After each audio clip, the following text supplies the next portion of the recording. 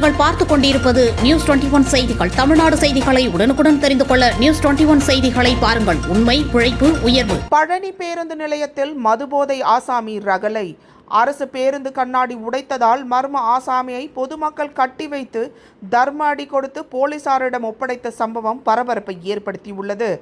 திண்டுக்கல் மாவட்டம் பழனி வஉசி பேருந்து நிலையத்தில் உள்ள கோயம்புத்தூர் செல்லக்கூடிய பேருந்து நிறுத்தம் பகுதியில் அரசு பேருந்து ஒன்று நின்றுள்ளது. அப்போது அங்கு மதுபோதையில் வந்த இளைஞர் ஒருவர் ஆபாசமாக பேசி மற்றும் பேருந்தின் முகப்பு கண்ணாடியை உடைத்தும் நடத்துனரின் வாக்குவாதம் செய்தும் நடத்துனரை அடித்தும் கொண்டிருந்தார்.